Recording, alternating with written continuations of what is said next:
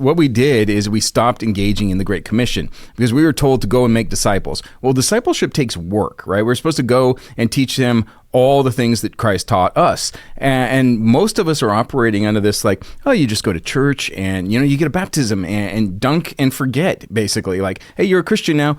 Go out into the world. We're not going to give you any support. Discipleship takes work. It's literally sitting with people, walking through their life, at least for a couple years in the beginning as they're a new Christian, and giving them that bedrock foundation so that they're not led astray by all the ills and evils of the world. The Karamo Report, pursuing the truth, dissolving the complexities of religion, culture, and politics. Okay, hello everyone. It's Christina Karamo, and it is so nice to see you all. Happy New Year. In this episode, I'm going to be interviewing Mr. Caleb Collier, host of Church and State. He's a fascinating person with a lot to say about the intersection of faith and politics. You're going to enjoy this program. So everyone say hello to Mr. Caleb Collier. Thank you so much, Caleb, for joining us. Yeah, it's a real pleasure to be here. Thank you for the opportunity. So why don't you tell the audience about yourself, because you wear a lot of hats. That I do, and thank you again. So I've done a lot of things with my life, had a pretty interesting life, primarily because I'm not afraid to try. But I'm obviously the host of Church and State. I also work for Mark37.com, which is how you and I got connected, which is a great platform for anybody concerned about digital privacy. I'm also a former politician. I'm a Marine veteran, worked in EMS for a number of years, worked for the John Birch Society, worked for Turning Point, specifically within the faith department. I've also was born into a cult and married with 5 kids. So that's a lot to unpack. That is a lot to unpack. So how did you get involved in politics? Yeah, great question. So I've always been kind of an independent thinker. I refer to myself as a biblitarian, so a Christian libertarian, and really started to get engaged when I saw a lot of the evils of the world. I had concerns about, GMOs. I think is kind of where I first started. And very quickly, as I got involved in politics, was afforded the opportunity to become a city councilman. And so I was a city councilman for Spokane Valley, and did 2 things that ensured that I would never get elected again. Number one, I tried to make Spokane Valley a Second Amendment sanctuary city. It was kind of tongue-in-cheek. It was during the time where there were all these sanctuary cities for illegal immigrants, and our attorney general, who unfortunately now is our governor, had said that in Washington State he was going to ban assault weapons, whatever those are, and high-capacity magazines. And so my response was to try to make our city a Second Amendment sanctuary city. As you can expect, that went over real well. Did make international news. I didn't expect that. But ultimately it didn't pass, even though the city council was made up of 7 Republicans. It still didn't pass. I also fought against a vaccine mandate for the public schools, this one specifically around the MMR. And ultimately, the Republican Party ran somebody against me, and I did not keep my seat. Okay, so it's a lot to unpack there. I'm sure the audience knows my story of my run-ins in the Republican Party. I mean, because the base are people like you and myself, right? They're constitutionalists, they're Christians, they love America. But the people who control our party, they are part of what I like to call the globalist-cult. There is literally a Luciferian death cult. And I know it sounds crazy for people, but it's 100% true. These people are the most heinous individuals. They occupy both political parties. They bankroll the politicians. And you have some people that they use as pawns. You have some people who are actual believers in their globalist cause. And their job is to use the Republican Party in order to usher in things that the Democrat Party can't usher in. And they also work to actually suppress constitutional conservatives within the party because they're just controlled opposition. I mean, look at the situation we're in right now. I mean, we control all 3 branches of government. We should be ramming constitutional legislation right and left, but instead there's efforts to throw out people like Thomas Massie. So I'll digress from there. So with that being said, one of the big challenges, Okay, first, can you define what a biblitarian is? Can you first, before I ask my next question, can you define that? So what I did is I took the word Bible and I took the word libertarian and I put them together and came up with biblitarian. So all I'm saying there is I am a Christian libertarian. I believe in extremely limited government. I believe in freedom. I don't believe that the government is in the position to force people to adhere to their standards. I believe most of the problems within the world can be corrected if the church simply stood up and took back their power and their authority and started operating as Christ intended them to. Okay, so to that point, I agree with you in the sense that if more Christians were about the business of spreading the gospel in the public square, a lot of these problems we see would self-correct because you can't legislate a morality issue. I think of this quote from William Penn, it's something like even men will govern themselves or they'll be governed by tyrants, or you could think of so many quotes from our founding fathers regarding how morality was essential to our liberty, because the more out of control society becomes, the more government will grow. I mean, if you think of things like Columbine, nobody even began discussing gun control until after Columbine. Nobody even thought about it because it was just unheard of for something like that to happen. But as we look at our society, as we degenerate and Christianity no longer is the anchor, and the churches are no longer focused on spreading the gospel. Instead, these churches many of them are nothing more than a bunch of self-help sessions where it's just a bunch of narcissism, where God is nothing more than a genie who's there to give you everything your heart desires and you should never have to suffer. So, or there are these churches who are just make politics an idol, or they're just flat out promoting demonic things, claiming to be churches. So you have that whole cauldron, if you will. That's the fitting term for them to be in a cauldron, like a witch's cauldron. You have this whole cauldron of characters in there, and they're destroying what should be the most, they're not destroying the faith. What they're doing is they're actually twisting the faith for their own agenda. And it's creating a situation where a lot of people just aren't believers. And a lot of people who think they're believers, they're really not. They're really not. You're absolutely right, Christina. I mean, it's what we did is we stopped engaging in the Great Commission because we were told to go and make disciples. Well, discipleship takes work, right? We're supposed to go and teach them all the things that Christ taught us. And most of us are operating under this like, oh, you just go to church and, you get a baptism and dunk and forget, basically. Like, hey, you're a Christian now. Go out into the world. We're not going to give you any support. Discipleship takes work. It's literally sitting with people, walking through their life, at least for a couple years in the beginning as they're a new Christian, and giving them that bedrock foundation so that they're not led astray by all the ills and evils of the world. Yeah, and so now, to your point, as Christianity has degenerated in society, I have a friend that likes to always point out it's a works-phobic, easy religion, like an emasculated works-phobic, easy religion. That's where we're at right now. So now, as a society becomes less Christian, naturally, you're going to have these evildoers who occupy spheres of power and influence. So with that being said, especially within the context of the Republican Party, I still do believe, I still care about the Republican Party because for lots of reasons, the base, the rank and file Republican voter is a constitutionalist, is a Christian. And so I think the mistake a lot of people are making is thinking we're going to start a third party. I'm not saying they're wrong, but if you look at the way our laws are written to codify only two parties. So with that being said, the one party who claims to be about faith, family, and freedom, we're going to hold you to that.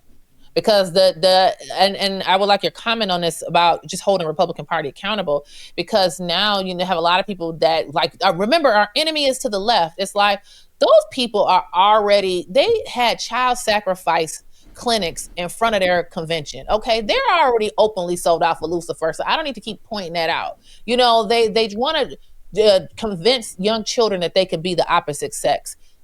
We already know they're for Lucifer openly. The problem is the Republican Party, they manipulate many of the leaders. They manipulate us into believing they're about Christ, they're about family, they're about protecting the republic. But in reality, they undermine it at every step. And then for like you and myself, which is most of our audience is in Michigan, they know very well what happened to me, where, you literally had to judge when he ruled against me that I was not chairwoman. He smiled and said, Ms. Karamo, and this is a quote, "I know the majority of the committee wants you to be chairwoman, but this is just sharp elbow politics." And we saw concerted efforts to, not just me, but to push Christians out of leadership roles. They love to have Christians at prayer breakfasts, But when it comes to Christians actually being in decision-making positions, oh no, you got to go. What say you? Yeah, you're absolutely right. It's tribalism, and they've taken the eye off of them by pointing to the other direction. And so they love to point out the Democrats, they're so evil, they're so wicked, look at all that they're doing. We already know that, as you pointed out. But let's address what's going on within our own party. And I agree with you. You got to be a realist about things. I have my own issues with the Republican Party. But that's what we got. I am libertarian. I am a constitutionalist. But the Libertarian Party, the Constitution Party, they don't do much. I mean, let's just be honest with ourselves. So we got to work within the system that has been established. I encourage people to go local because local, you're going to be so much more effective. And I understand that the federal and even the state one, they're more exciting, right? We want to vote for the congressman or the senator or president, but you're going to be so much more effective at that local level. And you can get good people in at that point. And you can literally at the local Republican Party, you can be effective as a precinct committee officer. They're called different things at different states, but that's what I would recommend. And as you said, you got to hold them, their feet to the fire. I think I told you one of the books that I recommend is Confrontational Politics. That's a book that changed my life. My copy's highlighted and dog-eared, but it gives you, most people are familiar with The Rules for Radicals, Saul Alinsky. Horrible book.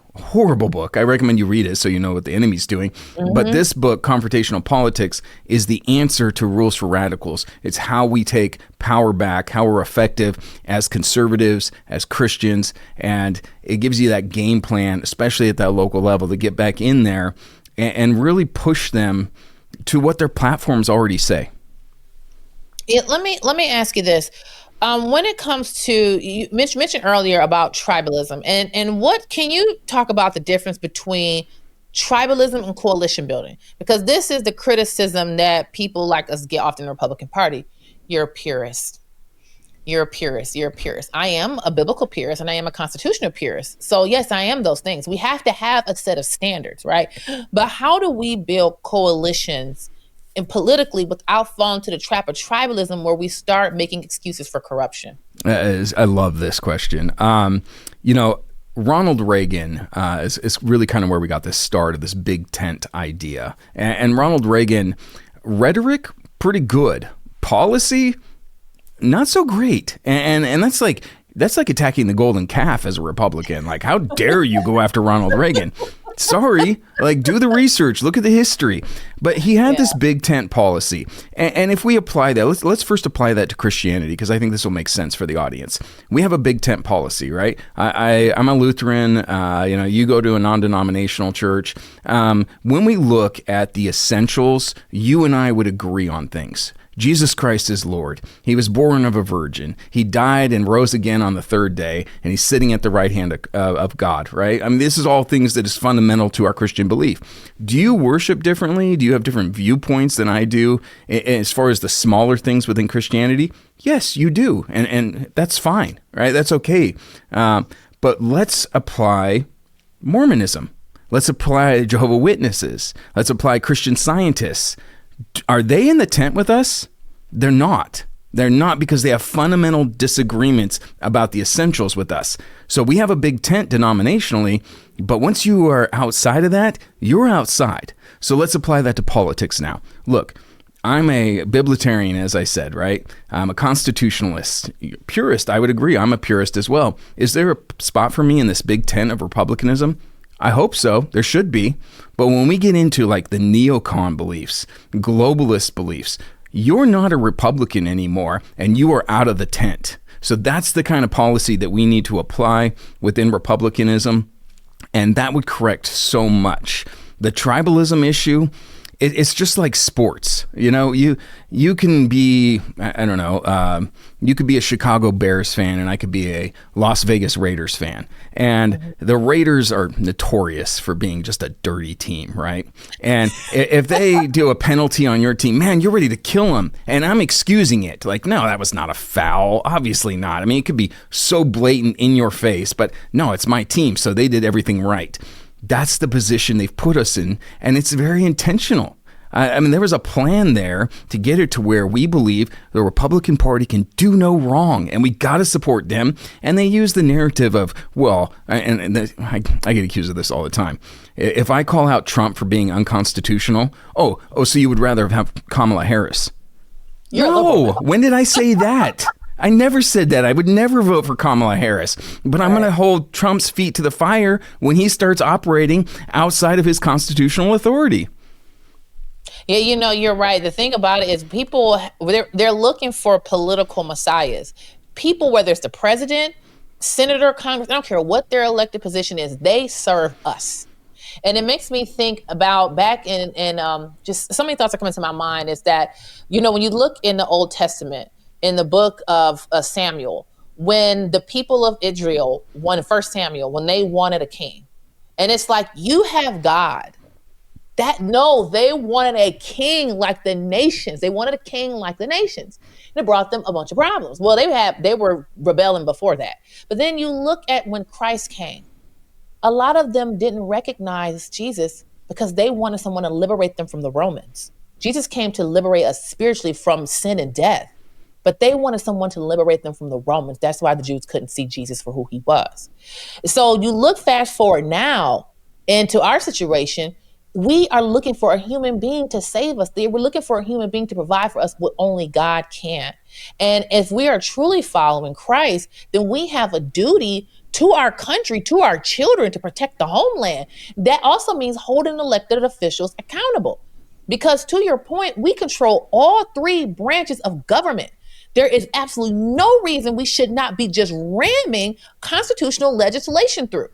You think of people like Thomas Massey. I believe he had pushed the act called the Prime Act, where we want country of origin labels on our food. I'm thoroughly convinced our food is killing us. There are so many poisons in our food. I would say just on a personal note, so I've been working really hard to change my diet. I can tell such a big difference in my overall health since I went from pasture-raised chickens, pasture-raised eggs, all grass-fed beef, all my fruits and veggies are all organic. Yes, it costs more in the front end, but long term, actually, it costs less because I'm thoroughly convinced that all these chemicals that they're spraying on our food is causing all kind of gut issues and causing our cravings of food to go up. One thing I learned, and it'll get to this point, right, why this Prime Act is so important, is I saw a video of a food scientist saying that the way they manipulate the food, especially like snacks, is so you'll have like a burst of flavor in your mouth. So it's a burst. So what does a burst do? It blows up and it pops. It blows up and it pops. So then that way you're constantly wanting more. So they manipulated our food in so many ways. We deserve more. You want maha? This is where maha starts with the food supply. But why is he can get no traction? And you have these idiots that say Thomas Massey does nothing. I'm sorry. I didn't know Thomas Massey was a dictator. I didn't know he just wake up and just wave his hand and it's law. Like, you got to get other people involved. So it's no excuse for these constitutional type things to not be supported. But then we're supposed to just go along with it and focus on the left, focus on the transgenders. That is supposed to be where all our energy is directed. It's like, no, and this is where I'm kind of jumping around a little bit, but this even when I get to the 26 midterms, because it's like, we got to win in 26 with what? Yeah, I don't want the Marxist Democrat Party in control. Oh, absolutely not. But what kind of Republicans? Because you've already shown us for the last year what you guys are going to do. And it looks like you're dragging us into another war and then want to paint us all as bigots if we don't want to be subsidizing the Israeli government. So it's like, it's all of these things is causing many people to just check out altogether. So what is your opinion regarding the 26 midterms? Yeah. And what you said, there's a lot to unpack there. 2026 midterms is going to be a bloodbath. That's my opinion on this. And there's a few reasons. We're not hungry. And I'm speaking in generalities about the Republican Party. We're not hungry. All right. The Democrats are literally gnashing their teeth. They are ready to go. And you can see this in the amount of protests that continue almost daily in certain cities where people will be over the overpasses on freeways holding signs about whatever the issue is, or whether it's somebody that was just recently killed by, ICE agents, Venezuelan war. I mean, there's all these things. The Democrats are hungry for it. And number two, and perhaps most importantly, there's a lot of us on the conservative side, Republican side of things, who feel like we got lied to. that they're upset about the Epstein list, for example. They're upset about the fact that we just had, what was it, a $91 billion defense bill that was passed, and we gave $800 million to Ukraine and $650 million to Israel. I'm tired of it. I'm tired. Donald Trump said that he was going to be a president of no new wars. Boy, that didn't work out very well, did it? We're still involved in Ukraine. We're still doing all sorts of things for Israel, probably going to bomb Iran again. We're in Venezuela now. They're talking about taking Greenland. They're talking about Colombia and Mexico. Like, what is going on?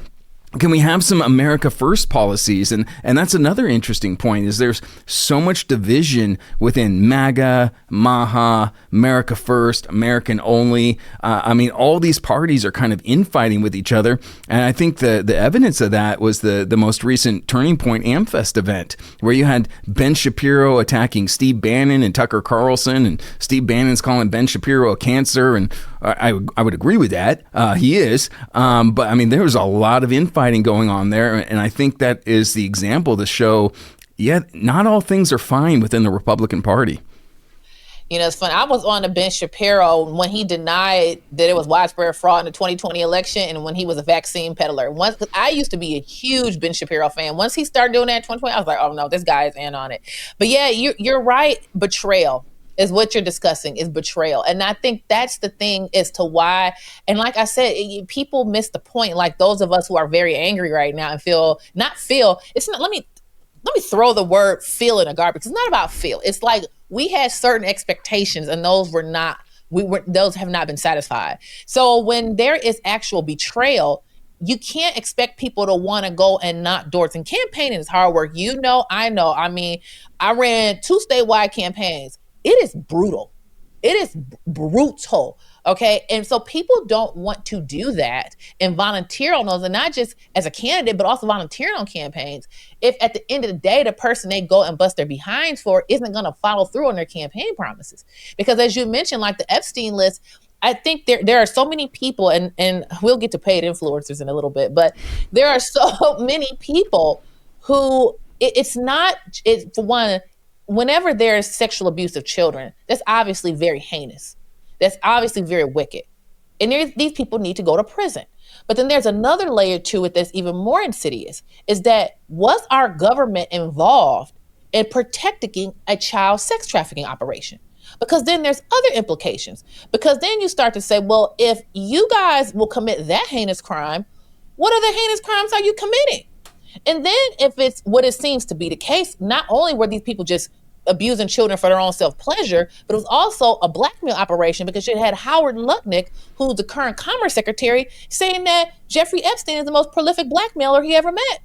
So then you start to ask yourself, well, who was he blackmailing?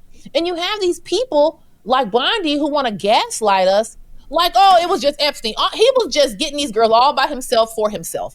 Like, don't lie to me. Don't lie to me. That is the biggest lie. So then there's like, what other operations was he being used for? What else is going on? So unraveling Epstein doesn't just unravel all the other criminals who are sexually abusing children, because it's like, oh, so let me guess, Jeffrey Epstein dies, which nobody, I don't believe he killed himself. I think only a fool would think he killed himself. I think he's still alive. And listen, at this point, as much as we've been lied to, I'm very much willing to entertain that possibility. And I don't think you're ridiculous for saying that, because we've been lied to so much.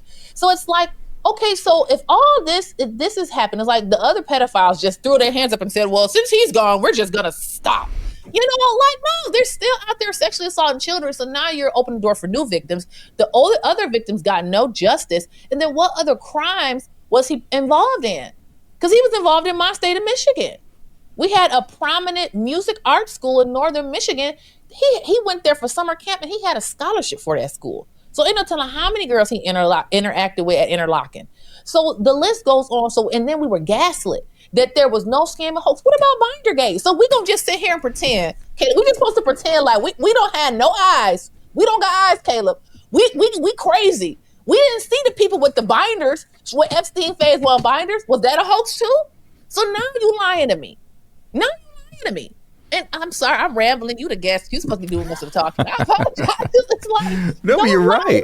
Yeah, I mean, you're vocalizing what every single person who is. We were sold on this. Donald Trump, Kash Patel, all these individuals are telling us the Epstein list has to come out, and it will be. I mean, we had the whole QAnon thing. Don't worry, everybody's in control. Just sit back, eat the popcorn, relax. We got this. And then all of a sudden we get the power, and we thought we had our Messiah, as you said. You pointed out they manufacture messiahs. We thought we had the Messiah. He was going to come in and save us all, and we were going to make America great again. And then what happens? What Epstein list? Are we still talking about Epstein? Yeah, we're still talking about Epstein. And then we're told that we have to cover up the Epstein files because of national security. I don't want to be part of a government that has to cover up the exploitation and rape of children for national security. That's disgusting. I want no part of that government whatsoever. So what did we get? We got a whole bunch of redacted stuff. And Epstein, you know this just as well as I do, but what he did was he trafficked in children because that was the thing that nobody would accept. You know, it's all about control. It's all about the fact that these politicians, the vast majority of them, I would say the bulk of them, are compromised in some way. And how did that work before? It was before, like if we rewind, go back to the past, right? It was if they could get a politician sleeping with a woman and they could get it on video or get a picture of it, boom, they're controlled now, right? But as morality faded, that didn't become so much of an issue, and we saw politicians that could bounce back from something like that. So then it became homosexuality, right? And once again, morality declines. Homosexuality is approved of. Okay, you know, I just found myself. I'm attracted to men, right? That's the narrative there.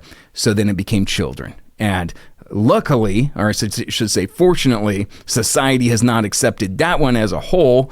I wouldn't put it past them. I really wouldn't.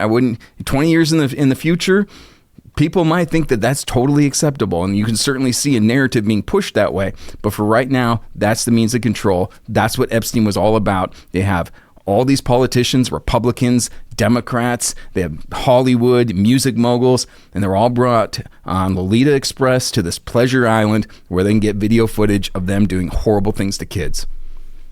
You know, it's interesting when you mention national security. They use these ambiguous terms because national security for you and national security for me are completely different things, because that's what they use to justify MK Ultra. You know, so it's like after people at some point, like after people found out about MK Ultra, you should trust nothing that comes out of our government officials' mouths until the folks who did that operation, who most of them I'm sure are dead, were perp walked. I mean, for those, just to refresh your memory, if you're not a watcher of the show, I mean, our government drugged unsuspecting American citizens to engage in torture and mind control experiments so they could see whether or not they could train people to be subconscious assassins that when triggered would go and commit a murder or any other action and completely forget the crime they just committed. Or think about Operation Midnight Climax, where our government had men unsuspectedly, well, I shouldn't say, well, they knew what they were doing going into the brothels. Granted, they shouldn't have been there in the first place, but still, they had these guys where these prostitutes were drugging men, and then they had CIA scientists on the other side. These guys are perverts on the other side of two-way mirrors watching these guys to see how they responded after being drugged by a prostitute. And so after all this stuff, then you got COINTELPRO.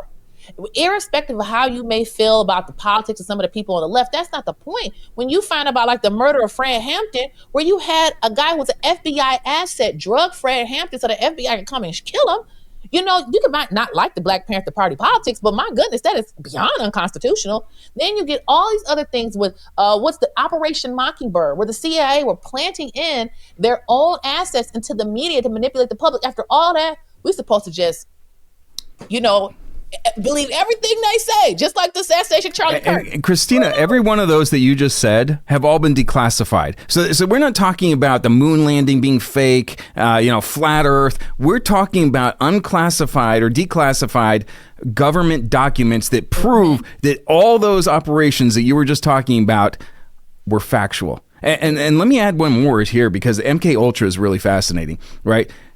That didn't go away, ladies and gentlemen. No, they just got better at it. And you know what they moved it to? Your cell phone. Your cell phone is MK Ultra. It's literally by design to hypnotize you, to get you to where you're living in an alternative reality where everything you're doing is being monitored and tracked, and they can literally engage in behavior patterns and change your behavior by what they're showing you through social media. They can elicit emotional responses on you from your cell phone. And every single one of us is carrying one of these around. We got the iPhone, we got the Android, and honestly, that brings me to mark37.com, because I gotta tell you, get out of the system, unplug from it, and get yourself a ghost phone, because boy, does it change your life.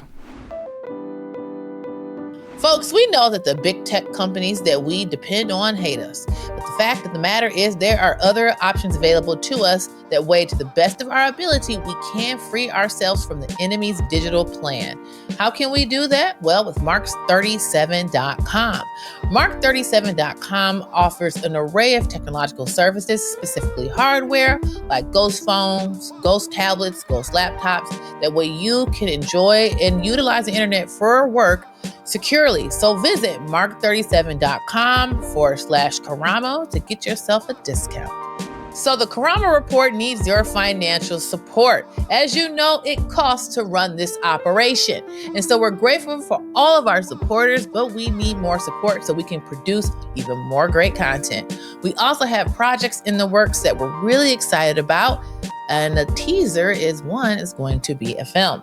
So thank you so much for all those who have supported the Karamo Report and those who are considering doing so in the future. Now back to the show.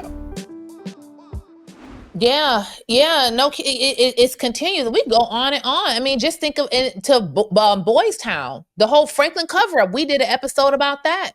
I mean, this stuff has been going on forever. So to fast forward now to the Jeffrey Epstein, it's just like, we're supposed to just forget about that? And you had these paid influencers, so we could get into that. These paid influencers. Please, let's do it. That's part of the problem, because these people, and a lot of them pretend to be Christian. Like, this is the way I am. When you claim to hold to the same values I do, I hold you to a higher standard. When someone claims they're a Christian, then I hold you to the standard, because a lot of these people, they are shills. Their job is to deflect us, to get us focused on other things. It's just, I was listening to an episode of your show, and you talked about paid influence. Can you talk about how does that racket work? Yeah, it's fascinating. There was a video that I found of a formerly CIA guy, and he was talking about how they go after these conservative or Christian influencers. And so what they will do is they will approach an individual and say, hey, we love your show. We think you're doing really good things, but we'd love to give you a proposal and see what you think about it. It's going to be uncomfortable. There's going to be some uncomfortable things in this proposal that we have for you. Are you willing to let us go forward? And of course, I mean, we're curious by nature, right? So most people say, yeah, let's hear what you have. And they're going to show you screen recordings from your cell phone, from your laptop, of you doing something that you don't want anybody else to see. Could be pornography issue, and that's probably the biggest one that they get you on. And they say, hey, we don't want this to get out there. We like you. We like what you're doing. But this is out here. We'd like to help you keep this quiet. And so we'd like to actually start funding you. We'd like to give you $20,000, which I mean, as an independent podcaster, $20,000 is a lot of money to us, right? Mm-hmm. But there's going to be some things that you can't talk about. Okay, are you going to accept this? And if they don't, well, what happens? They release that information, right? And to be quite honest with you, I so appreciate what you said, but if a Christian influencer, I hate that word, but podcast or whatever, if all of a sudden information comes out about them doing sinful things, well, we're all sinful. We all fail. I actually trust that person more than these influencers that I believe are paid, because that means that person said no to it, and now their name is being dragged through. I mean, they're going through some hard stuff, and we should be praying for them. But I actually trust them more than all these other paid influencers that are all saying the exact same thing. And you can literally go on X and watch as these influencers, they don't even change the sentence structure. I mean, it's literally the exact same thing over and over and over again. It's so maddening. Yeah, to your point, is that's a problem overall in politics, where the pay influence is just an extension of that. Because even when I, was in office, I would get people who would message me like, hey, share this message, hey, retweet this, hey, put this out. I'm like, I don't want to put that out. Like, and it was always this pressure to don't talk about that. I remember once I went to a conference in Las Vegas when I was running for Secretary of State. And it was before I got the nomination, but it was clear I was going to be the nominee. And I headed to this conference and it was like, you can't go to that. Do not go. You can't be seen with this person. I remember after I got the nomination, the party started trying to pressure me to distance myself from a very good friend of mine who was a complete patriot and was like, oh, you need to distance yourself from him. I'm like, first of all, do not tell me who I can and can't associate with. But the way they do it too is in addition to what you're talking about, like flat out blackmail. But what they also do is they give you a promotion. So as long as you play the game, you're at the conference. So whoever's being promoted to you, those are the people you should not listen to. Like that's the thing, even on this show, because I remember when I first started this show, I had friends like, oh, you should get this person and that person. I'm like, man, I would probably use a couple of expletives if I talk to that person. And I don't have anything nice to say to them. I want to talk to everyday people who are actually speaking the truth, because a lot of these people, they're whores. They're whores for power. Now, some of them are literal whores, but I mean whores for power. Because it's like, you want to be at the conference. You want to be on the stage. You want to be the one that's front and center. And if you want that, then you gotta play the game. And then also there's some people who are not actually being blackmailed, but they lie to themselves. Because when I was fighting for the chairmanship, this was after they tried to illegally remove me. We had the NRCC, the RNC were all in on a conspiracy to get rid of me as chairwoman. It was absolutely ridiculous. The plaintiff, which was my woman who was my co-chair, who was morally compromised. I'm not going to say how, but she was morally compromised. This woman allegedly had multiple bankruptcies, allegedly. There's no way she could afford a $500 hour law firm. No way she could afford it. And so when her and all the other plaintiffs, we start pressing, how are y'all paying for this? Oh, we don't want to say. We don't want to say, we know how y'all paying for this $500 hour law firm. So anyway, and one of the attorneys on the case, we had audio recordings of him calling committee members saying that I'm Hitler. All kind of just craziness. But the way they operate is they find these morally compromised people and they just pressure. So anyway, so I'm fighting. I'm like, I'm not going to back down, because it wasn't about me at a certain point. It's like, and I was always aware of this, that I'm a representative. People elected me, the delegates elected me to serve as chairwoman. It was 2,000 people voted. And out of the 2,000 people, I was elected as chairwoman to serve the interests of the delegates. So y'all not going to come around here and say, we want to install one of y'all puppets, who the guy they did install after me, who was not elected, obviously, but he was not only a pusher of the Patriot Act, but he was chair of the House Intel Committee. And he won an award from the CIA. So that's how much they value that seat.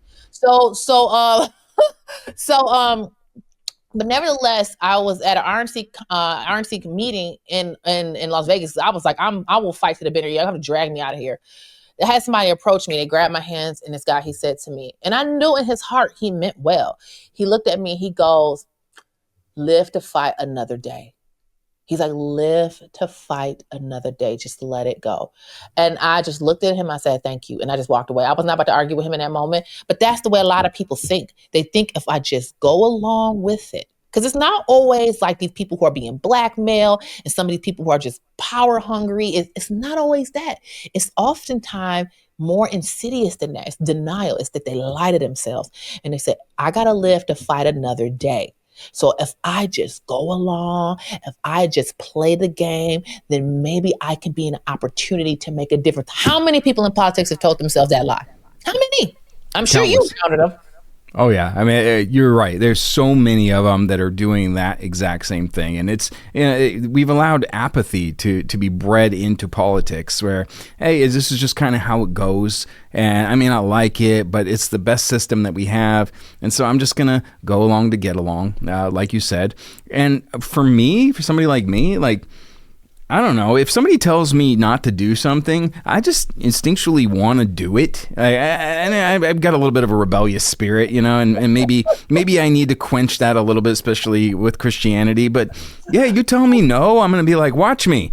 You tell me not to move, I'm gonna run in the other direction. Like, no, I'm just gonna do what I believe is true. I have that guiding post, which is my Christian faith, and then the Constitution and the Bill of Rights and the Declaration of Independence. These are such beautiful documents crafted by men who I firmly believe were under the influence of Jesus Christ to give us this beautiful republic. By the way, if you ever run into a Republican who's talking about our democracy, will you slap him for me? Because I can't stand that. It just makes me angry. All right, we are a republic, and it's a beautiful system of government, and we should fight for it.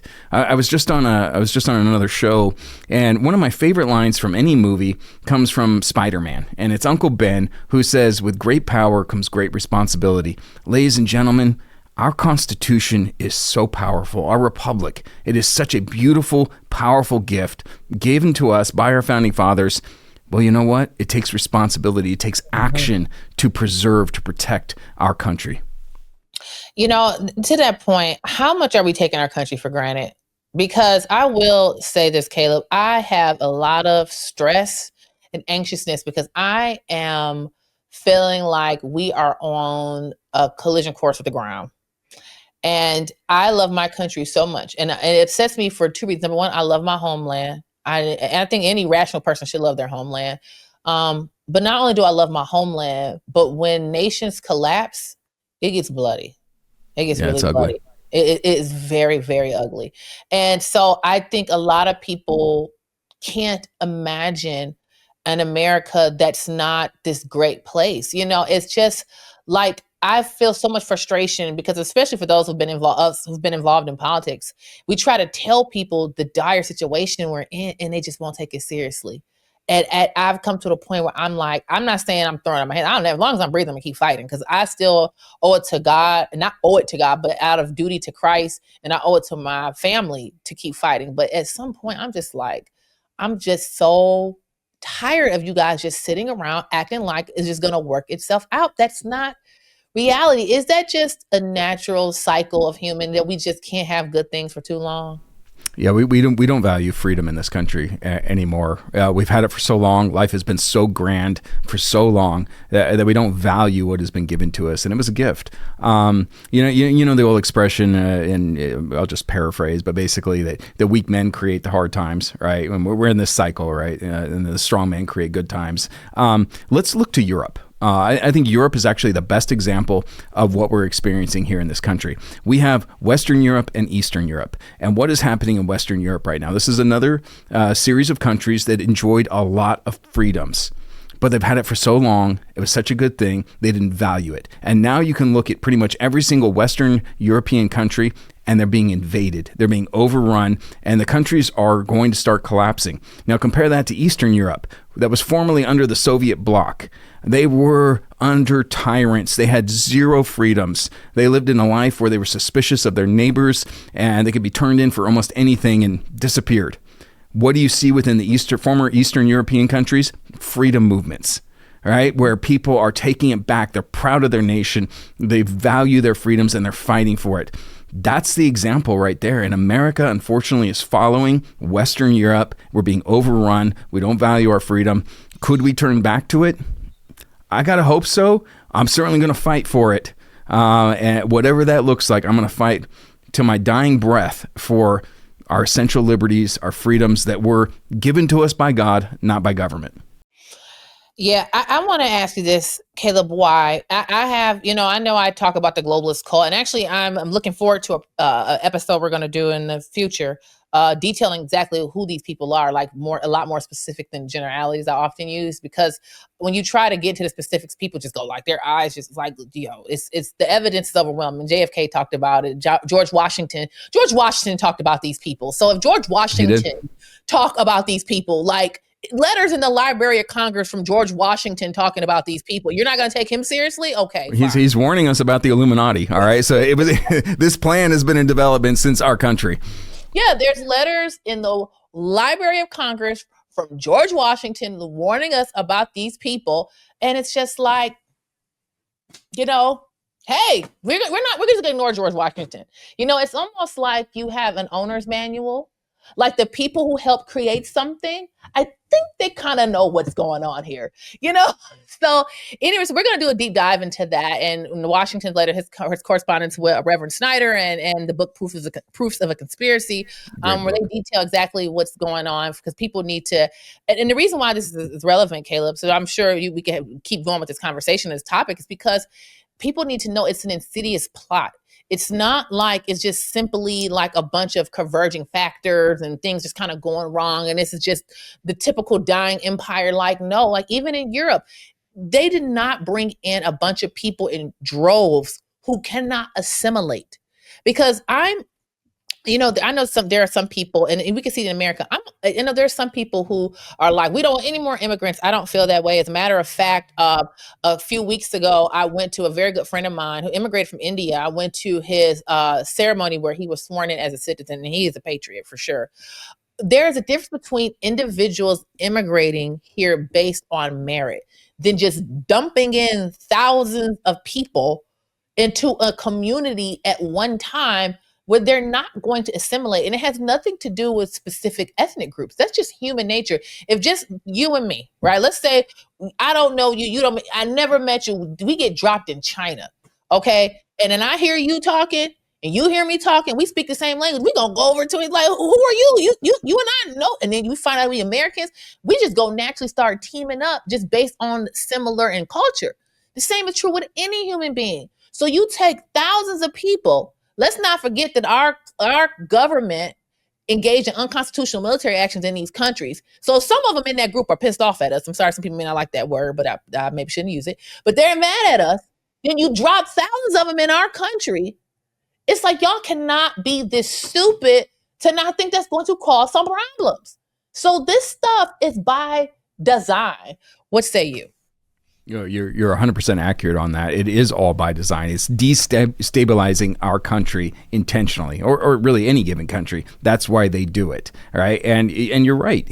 We have to take our responsibility for what has occurred. Like, we sat back and allowed unconstitutional wars against Iraq, Libya, Syria, Venezuela. Now, I mean, we've done this, okay, and nobody likes a bully, all right? You hate bullies, I hate bullies. It's why we hate tyrants. It's why we continue to do what we do. And so when you are the country that supposedly is invading all these other foreign sovereign countries, all under the guise of spreading democracy, you might have an issue with that country. And then we open the doors and allow all of them in.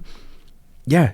Look, here's the thing. A lot of people think politics is stupid, that these politicians like Joe Biden or Kamala Harris, they're stupid. I can't believe how dumb they are. They're not stupid. They didn't get into that position because they're stupid. No, it's because they're very effective at the plans that they have initiated. And we are stupid if we think they're stupid for what they've been able to accomplish. Mm-hmm. All right. Stupidity is not going to accomplish everything that they've done. Let's just say from 1913. I mean, it's been going on a lot longer than that. But since 1913, you expect me to believe that all of these plans that have been enacted by this global elite is all out of stupidity? I got another thing coming for you. To your point, Caleb, if it was just because of stupidity, some of it would work in our favor. All their stupidity, exactly. It works against us. None of it works in our favor. And kind of to your point, I think that as conservatives, let me say, this is kind of the problem with seeing everything in a dichotomy. You know, it's like the Hegelian dialectic. I think oftentimes a lot of us as conservatives have a hard time of seeing some of the evil that our government has engaged in other countries, because then it's almost like then we're buying into the Marxist narrative that America's evil country. America is defined by its people, which are us. So our government doing evil things in our name and then lying to us about it does not make America an evil country. But what that does mean is it's time for us to start holding our government accountable, because like you said, a lot of things that our government has done in other countries has been terrible. It has been. But again, as conservatives, it doesn't mean, once again, we got to buy into the Marxist narrative that our country is terrible, because that narrative is also by design to make us hate our country. So we'll support tearing it down. You know, because the Marxists on the left who hear about these horrible things that members of our government did in foreign countries, and they want to go, America's a terrible place, need to be torn down. It's like, you fool. If our country falls apart, when the kill teams come, they're going to kill you too. Like, They're not going to go, well, this guy, he's on this checklist here is also hating America, so we're going to spare him. No, actually, in these revolutions, the first people they go after are the traitors because you can't be trusted.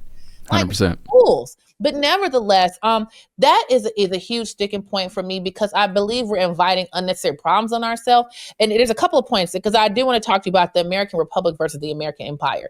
I would argue that you would agree with me. We want to preserve the Republic. We're not interested in being an empire because when you start empire building, it requires you to engage in evil actions. So I'm one of these people, I have so many irons in the fire, but one project I've been studying about is Christians resisting evil in the public square. And this is just across the world. And one of the things that when you study the Western European colonial period, what you find is that the governments of like England and France and the Netherlands, they were frequently lying to the citizens about what they were doing in other countries. They were not telling the citizens exactly what's going on, like with the slave trade. They were telling the citizens like, oh, these people's lives were, these people's lives were terrible. And we are bringing them to a better life in a better country. We're teaching them Christianity. Oh, their lives were terrible. Now, again, you're talking about, 17th, 19th century England. They didn't have the internet or TV or radio, by the way. So they just had to trust what they were being told. They were just lying to the people. They didn't know. They did not really know. And when there were efforts to expose what was happening aboard those slave ships, there was efforts to suppress that truth. Also with the opium trade in China. There was a letter I read from a Christian missionary in China warning his fellow countrymen in England what was happening with the opium trade. If people are not aware that Britain was forcing opium on China, and it was causing mass, not just drug addiction, but it was also hurting the efforts of Christians in China who were trying to spread the gospel because they just saw, well, all you guys are British, you all one and the same. So they weren't distinguishing between the British people who were coming there to try to peddle dope on them versus the British people who were there were trying to share Christ with them. So he was angry because now not only are you causing everything you can imagine comes with drug addiction in the community, all these problems, plus it was hurting efforts to spread the gospel, plus it was causing famine in India in the area where they were growing all the opium because a lot of that land should have been for food, but it was still, the British government was forcing opium to poppy to be grown. But nevertheless, again, the British government, they were lying to the citizenry. And that thing is happening now. They are lying to us. And then what happens is that the people in these other countries, they don't distinguish like you and I are distinguishing between the actions of the government and actions of the citizenry. They see it as all one and the same. And then they're bringing the people here. We're not going to get a Ilhan Omar. So they're basically creating a situation to slit our throats. And so that is I don't know what say you, but to me, I'm not interested in being an empire. I want to preserve the republic because not only does it require us to engage in sinful actions, but also empires fall because they become too big. They become too big to maintain, and the countries wind up going broke, and the citizens wind up suffering because the greedy folks want to protect the empire. What say you? You're once again hitting the nail right on the head. And you could, I think, make the argument that America is becoming very colonial in their approach, especially within the Western Hemisphere as of late. What business do we have in Venezuela? None. That would be my argument. And I'm not some Marxist apologist. I think Maduro was a horrible person. He was a tyrant. He was oppressive to his people. But how many times have we done this? I brought up Syria. I brought up Libya. I brought up Iraq, Afghanistan. We go in just under that colonial model, right? And in this case, it was spreading democracy. But we take control of a sovereign country, and we're there for a little bit. And then ultimately we pull out. And what happens when we pull out? Chaos, anarchy, and the destruction of these people who just simply had the misfortune of being born in the wrong country. And when we look at, you brought up, we can just look at the British Empire. There's a lot of different countries in Europe that was engaged in colonialism, but let's just look at the British Empire, right? There was that expression, the sun never set on the British Empire, because they were in Australia and Indochina and India and all over Africa and in America, all right? So the sun never set there. And ultimately, what resulted was a lot of death, a lot of destruction, a lot of poverty and disease. And ultimately, it failed, as you pointed out. And so what do? Well, Well, their allegiance is to the home country, to Great Britain. And so as they pull out, what happened in Africa? What happened in India? What happened in China, right? Is that they left a power vacuum. And then in a power vacuum, it's the strong, it's the tyrants that emerge and take the power. And I would argue that the whole entire world ended up being in a worse off condition because we, in our arrogance, decided, hey, we know best and we're going to take over your country. I want no part of that from the United States. I don't want to take Greenland. I don't want to take Venezuela. I don't want to take Mexico. I don't want to take Colombia. How about with all the problems we have in America, why don't we focus our attention there?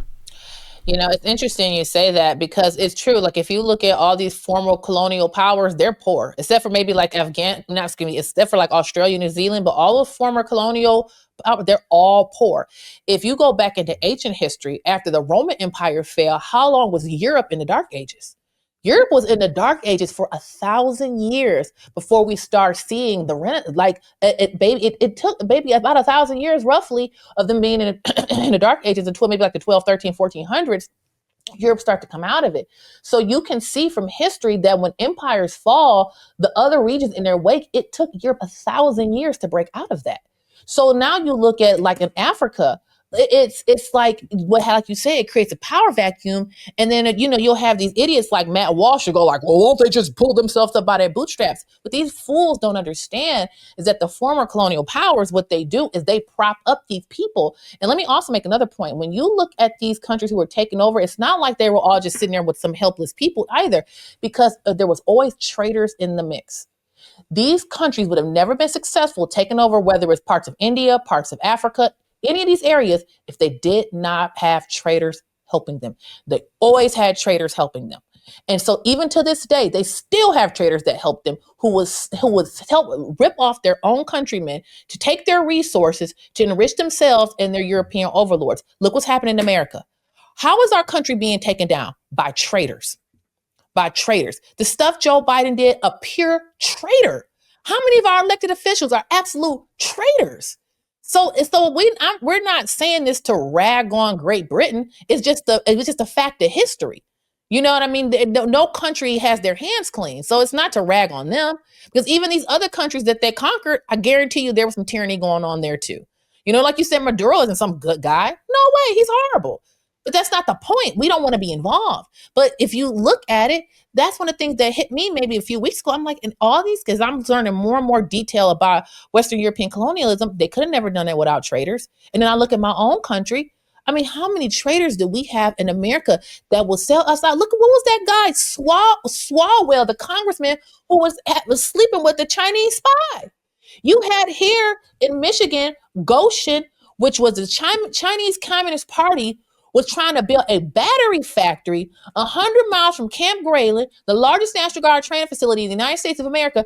The CCP was trying to build a battery factory. You had the governor and you had a whole bunch of local politicians trying to push it down the people's throat of Green Township in Mecosta County, Michigan. But it's the citizens to band together to push back. That was our own countrymen selling us out to the CCP. So that's why this conversation about European colonialism is so important. It's not to rag on Europe. It's to point to how they were able to do it. And one of the ways is, traitors in those countries. And if we're not careful, we're going to be colonized here in America. What say you? Yeah. I completely agree. I think that's a distinct possibility. They've been working to sow division within America for a very long time. We can see that. The examples are legion on that one. We already are neighbors with a large degree of suspicion. I actually try to get people out of the whole left-right narrative because, there's some disagreements there, but overall, there's some extreme Marxists, sure, but overall, your Democrat neighbor, they want the same things you do. Mm-hmm. Yeah, they want to be left alone. They want their kids to go to school. They want to go to their job, and they want to have vacation time. That's the vast majority of Americans. Mm-hmm. Democrat, Republican, Independent, it really doesn't matter. But through this contrived division, we're all seeing each other as the enemy, and people are talking about a potential civil war. You don't think our enemies are licking their chops at that? They're talking about a great divorce, and that's a different one. Like, is this country so divided that it should become two nations and peacefully, you take your toys, I'll take mine, and we'll just see what works? Still, it's our enemies that are like, yes, they want a divided America, because America for such a long time has been this powerhouse of freedom. Granted, it transferred into democracy and kind of that colonial outlook on things, but America has been this massive stone in the way of globalism. Mm-hmm. And if we fall, if we collapse, whatever that looks like, however that takes place, we're going to get a world government, and no one will be able to say anything about it. It would be a bloody nightmare. So let me say this to your point about I agree with you on the sense of we have to break out of the left-right dynamic. Yet we're not talking about Marxists. Okay, they're psychopaths who will gladly kill us. We're not talking about Marxists. We're not even talking about socialism, which is a stepping stone to Marxism. We're not talking about them. We're not talking about none of that. But you're right, because our first, and I'm going to go back to a point you made earlier about being a biblitarian, you said. So I think that's such an important point, because the Bible has to come first, because sometimes we get so caught up in our political tribes that we will go against something the Bible clearly says is wrong because our political tribe wants us to. And that's one of the things I also want to take away from the colonial period of Western Europe, which is such a powerful story, is there were so many Christians who were speaking out against their government. And a lot of them were Christian missionaries because they were in these countries. Because when you study that period, it wasn't as though people have this idea like, England just showed up on a country and to the land and planted their flag and said, now we're in control. It was not like that. Oftentimes you would have competing interests that would show up in the area and develop trading relationships. And then those competing interests will fight amongst each other. And some actually wanted to be just legitimate trading relationships of corporations or companies, and then others, wanted to actually exploit and loot the people. Then you had missionaries also in the region. And so then the missionaries in the region are going like, wait a minute, what you guys are doing is wrong. And you had some actual missionary societies in England that were actually fighting for the rights. They weren't necessarily even against their government's colonial aspirations. Their point was that we would like to see the people enjoy the same rights as the British people in their country. So it's super complex, and the reason why I point that out, because those Christians, even though they love their country, they still made sure that Christ was first, in saying that we have to make sure that in our interactions, even with people who aren't our countrymen, we have to be behaving as Christians. So we can extrapolate that, bring it looking strictly at America, that we cannot allow our loyalty to a political party create a situation where we just blindly follow the narrative because this is what the party is doing. I see this no more worse than in one of the most obvious cases I see this in American politics is when it comes to police shootings. It's like, you already know how people, if they're a Democrat, they're going to say the cop is guilty, he's a murderer. If they're Republican, the police did the right thing. It's like, you guys don't think that we can look at this as a case-by-case scenario? I mean, so how can you speak to the importance of Christians making sure that all of our political positions come first from Scripture and not getting swept up in a political tribalism? Yeah, it's a great point. And one of my favorite passages in the Scripture is Acts 5:29. And that basically says we will obey God over man. All right. And so when it comes to God's laws, yes, we have national laws, but when it comes to God's laws, those are the highest priority. And so it does not matter if America decides that you can abort a baby, third trimester, whatever it looks like. What does God say about that? Mm-hmm. Well, God says that is murder. So as Christians, we know that we are supposed to put God's laws as the highest priority. And no, we don't obey that law, right? And too oftentimes people, especially Christians, will say, well, it's the law, right? And so we got to follow it. I don't think so. I think we're going to obey God's laws first, okay? So that's the biggest takeaway from all of that. What does the Holy Word say? And if you don't know, well, might be time to open that book. The vast majority of Americans have 3 to 4 Bibles in their home collecting dust. Open it up, see what it says. That's going to help you dramatically, especially as you're addressing what's going on politically and that tribalism that we're talking about here. We've got to get away from that. We got to look at things objectively. You bring up police shootings, right? We just had that woman who was shot by ICE agents, all right? And just like you said, Democrats are all in uproar, unjustified. Conservatives, Republicans are all like, nope, completely justified. Why don't we look at it? Why don't we look at the evidence? Don't jump to conclusions. Was this a woman who was afraid? There's all these masked people around her with guns, and she tried to get out of there, and they shot her. Maybe. I don't know. I haven't seen all the evidence, but I'm not going to go and from this microphone say it was completely justified. I'm not going to do that because I don't know the facts yet. I'm going to explore it. And as Americans, maybe we can come together and say, there does need to be some police reform. As a bibliotarian, I'm terrified of living in a police state. I don't want that. I know you don't want that either, right? That's a terrible thing. Do we need police officers? Yes. Yes, we do, because man is fallen. We're sinful. All right, so there's a balance there. But once again, to achieve that balance, you got to get away from tribalism. Yeah, it makes me think of that quote by Thomas Paine: "Government, like dress, is a badge of lost innocence.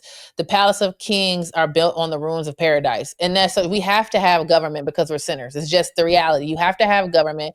You have to have police. You had these stupid Marxists that go like, the police just exist to protect private property. So what about rapists? Like, I actually sat and listened to somebody who tried to argue against getting rid of jails. I really tried to listen. It was just so stupid. He's like, well, it doesn't really work. He can never really give a good argument. So what are we supposed to do with the guy who is a child molester? Just let him roam the streets? Maybe we could do community policing and reform, because their flaw, a lot of these people on the far left, because a lot of them reject Christ altogether, they have this idea that people are evil because of social structures, that social structures is what make people evil. Well, we know as Christians, and no, it's our evil sin nature that makes us evil. Now, social structures can exacerbate evil, but they're not the root cause of evil. So that's why these people think like if they do away with police and I'm not talking about the Saul Alinsky types who dedicated his book to Lucifer, okay? I'm not talking about them, but we're talking about the average person who genuinely believes this because they have good intentions. What's the saying? The road to hell is paved with good intentions. So you still can be wrong with good intentions, but they believe that if we create this more loving, accepting, diverse society, then everybody will get along and people will be mean to each other. We know that's absolute hogwash because people are evil. So we have to have some government for sure. But the challenge is making sure that government doesn't get out of control, which historically they always do.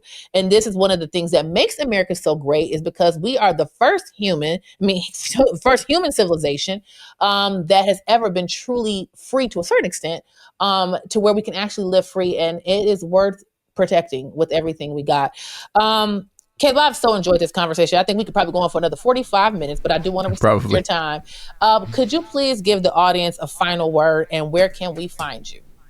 Yes, thank you. I've so enjoyed this conversation, and you're right. We could keep going. There's a lot of topics, a lot of subjects that haven't been approached or addressed on this interview. But I would love for people to go to churchandstate.media.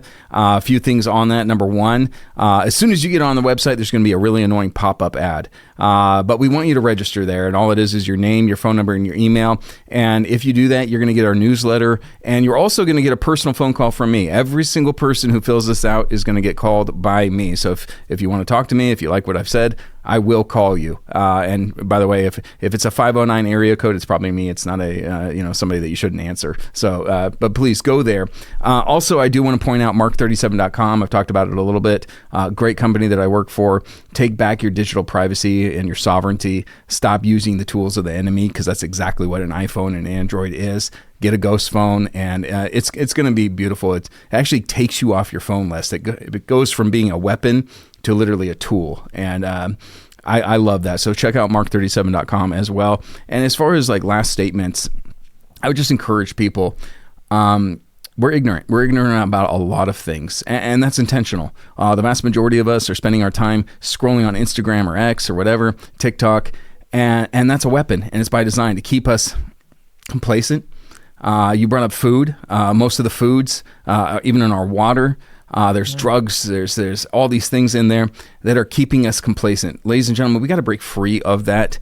And so number one, get right with God. Get yourself into a good church. Start reading the Holy Word of God. Because I'll tell you, the longer I do politics and all this, I'm convinced of two things. Number one, Jesus Christ is Lord. Number two, the Bible is His holy living word. And that's all I know. And if that makes me stupid compared to what the world believes, fine, call me stupid. But I do know those two truths. Everything else is on the table. I'm going to explore it. But, the Bible tells us my people perish for a lack of knowledge. So read the Word. And politically, know the Constitution, know the Bill of Rights. I mean, I'm a nerd. I have a favorite Bill of Rights, right? Like I love the Ninth Amendment. And I wish people more adhered to the Ninth Amendment. You know, basically it's a gigantic trump card. Any right that is not talked about in the Constitution, the Bill of Rights, the people retain that. Start operating that way. We have rights that are God-given. Government gives us no rights. The purpose of government is to secure rights. That's found in our Declaration of Independence. So please secure the rights, government. And ladies and gentlemen, take back your rights and fight for this republic because it's worth fighting for. Yeah, amen. Amen. Thank you so much, Caleb. I appreciate you joining us. God bless. God bless you. Thank you. Okay, everyone, I hope you enjoyed that episode with Caleb. Please make sure you check out his show, Church and State. I'm definitely a listener. He has a lot of interesting things to say. And also, you know, we really have to make sure that we as Christians put our faith first in everything, including our political positions. We cannot allow loyalty to a political tribe or a politician make us do things or support things that violate the word of God. Make sure that you like, share, and subscribe to Karamo Report. And if you are so inclined, please give us a generous contribution. It does cost to run this show. Thank you all, and see you next time.